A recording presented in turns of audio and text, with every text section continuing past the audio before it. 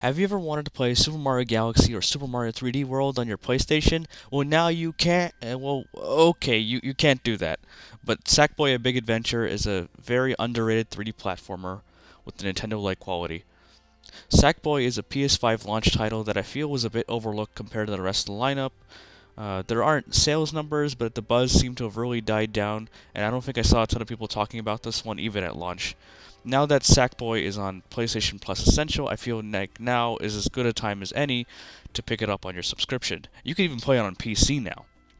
I feel like there's a little bit of a misconception with Sackboy: A Big Adventure because Sackboy is technically Little Big Planet's mascot, and Little Big Planet is a 2D platformer. I feel like people were then led to believe that this would be like a sequel or a spiritual successor, but it really isn't any of those things.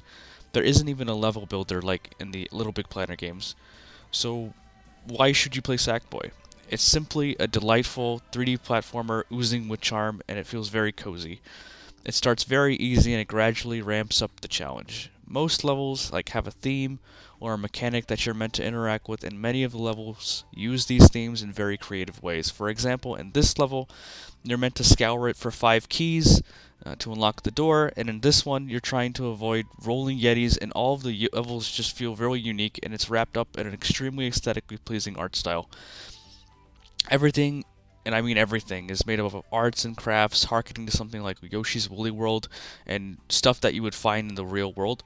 Every enemy, every backdrop, every environment is so lovingly crafted, even this flower that wants you inside it. The plot is simple enough for a 3D platformer.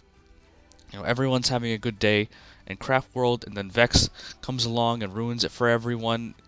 He's planning to build something called the Topsy Turver to fill Craft World with something called the Uproar. Not as complicated as a princess kidnapping, of course, but I do love the Saturday morning cartoon vibe that Vex brings, and I believe he's cast perfectly. He's just enjoying himself so much, and I just love it. It's going to bring fun, excitement, terror, the good stuff.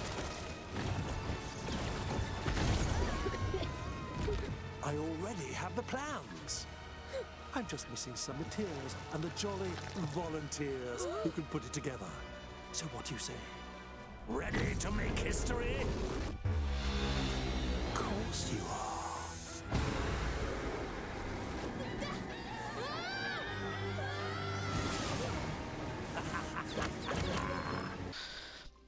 As you explore the fairly linear levels, you will go around collecting Dreamer Orbs. These are kind of like the equivalent of green stars from the 3D Mario games, and this is your main collectible. Just like stars, many are fairly well hidden, and others are locked behind challenge rooms. The Dreamer Orbs will open up new levels to conquer, and that's pretty much the whole gameplay loop. The end of each level also shows all of the cosmetics collected, whether you finish the level without dying, the number of Dreamer Orbs collected, and your score. All of these are just really motivating factors for completionists like myself, but can also easily be ignored.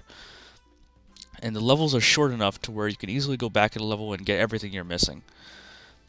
You can also collect bells, and then you can use those for cosmetics at the Zoom Zoom shop. And thanks to the constant updates, we have also gotten several free costumes in the PlayStation shop, and they even count toward the cosmetic trophies, so you might as well just download them. They feature lots of PlayStation icons like Aloy, Ellie, and Ratchet. I just love changing my outfit at the start of every level, and keeps it fresh. So since I'm a trophy hunting channel, you're probably wondering what the platinum trophy requirements are. Well, you might be surprised to find out it's a 6 out of 10 difficulty. I'm sure you were expecting a 3 or 4, and I do believe most of the game is like a 4 at the absolute highest, but there is a final challenge at the end that shoots it up to a 6. You're basically tasked to do a series of 15 challenges called the Night Trials. Each individually must be speedrun within a time limit to earn a gold medal, and they're all fairly simple. However, the final challenge has you doing all 15 challenges in one go under 10 minutes. And this is the holy grail of trophies in this game, and it's certainly not for the faint of heart. It will take a lot of practice and determination, but I do think most people will be able to do it with enough patience and perseverance, and it was so honestly very gratifying to earn. And beyond that, it's just your usual gamut of collectibles and story trophies along with a few multiplayer trophies. Wait, don't groan yet. Most of these trophies are something you can get with a second controller or using a a PSN profile session. They're not really anything to worry about, and I'm sure you can do most of them by yourself, but my wife generously helped me with at least one of them and only spent about 5 minutes of her time to do so. Now, is it the best trophy list and that will light the world on fire? I don't think so, but I'd still recommend the Platinum and, more importantly, the game, since it is simply so much fun to play. If you are paying attention to the guide I flashed earlier, you'll have noticed it's a 30-hour platinum. Most of that is just the game itself. It's called Sackboy's Big Adventure, by the way, so it's a very meaty game with a lot of variety. It's environments and mechanics, and just when you think the game can't surprise you more, it does. I won't spoil anything in this video, of course, because I like you all to experience it yourself. In fact, you don't even have to experience it yourself. I said earlier that there are multiplayer trophies because there's a drop-in and drop-out co-op feature very similar to Super Mario 3D World, with all of the mayhem. So what are you doing? You should download Sackboy right now. I didn't know how to work this in the video, but I highly recommend you go into Game Assist and change role to hold instead of tap. That way you won't like bruise your thumbs going for the knitted night trial.